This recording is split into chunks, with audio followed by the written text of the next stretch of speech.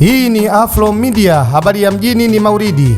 Tulikesha na ngoma, tukacheza sana, lakini hatimaye ni Maulidi. Hatimaye aloitwa Mgumba, Tasa na majina kadha wa kadhaa, sasa hivi anaitwa mama fulani.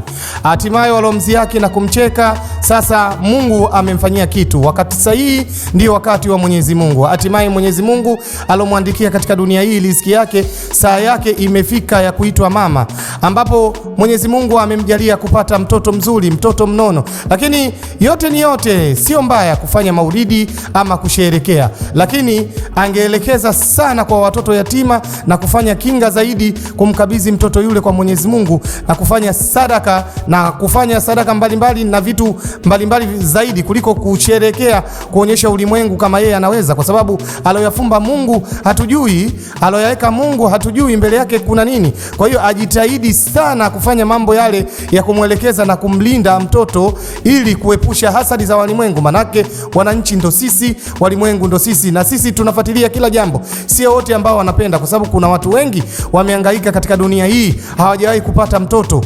Kuna watu wengi wamehangaika katika dunia hii hawajawahi kuitwa baba wala mama, lakini hatimaye kilio chake kimesikika na yeye hatimaye amepata mtoto. Sasa kama amepata mtoto, aonyeshe ushirikiano kwa yule muumba wetu ambaye alompatia yule mtoto, na kufanya njia ambazo sahihi kama kufanya hakika na vitu vingine ili kuweka kinga na nguvu kwa yule mtoto, ili hasadi yoyote itakapokuja kutokea tayari ameshamwachia Mwenyezi Mungu kuliko kuachia walimwengu kwa fahali tofauti. Mimi naona ile ngoma ilikuwa haina maana, kwa sababu ule ni ushetani ama ujinga tu kuleta hasadi kwa mtoto. Lakini angeelekeza katika mambo ya kheri, kufanya sadaka ama kujenga msikiti kwa yule la mtoto, ili iwe ngao, ili aje kuwa mtoto bora na mtoto mwema, kwa sababu ajui Mwenyezi Mungu kama ndo mtoto huyo ama kuna watoto wengine kadha wa kadhaa. Na unaweza ukawa na watoto wengi, lakini katika watoto hao wasifanani akili wala mawazo.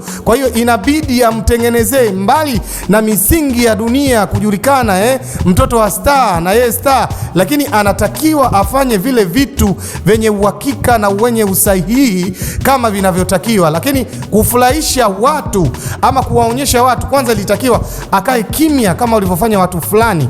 Watu wengi sana walikaa kimya kwanza, unatulia kuliko kuachia ulimwengu, kwa sababu walimwengu watatufuatilia kila hatua ya kila upande, wanaangalia nyenzo zako, kwa sababu wewe hujui Mungu kile ambacho alichokuandikia. Sio mbaya kusherekea, lakini kwa baadaye sana, kwa sababu sasa hivi ni kujiangalia, hivi ni kweli ndio mimi, ndo Mungu mimi amenipa, ndo Mungu mimi amenifanyia, ili awe karibu na Mungu na yule mtoto kumuongoza, ili Mwenyezi Mungu amjalie, amnyoshe katika njia nzuri, njia sahihi kuliko zile njia ambazo anazotaka kuelekezwa mtoto, si njia sahihi. Kwa hiyo tulikuwa tunashauri wananchi wenzangu, tunaambizana ili mtoto yule awe katika miongozo mizuri, tumlee katika miongozo ya msingi zaidi kuliko kumfanyia masherehe ya ajabu, kwa sababu hata yale masherehe hayana faida kwa yule mtoto.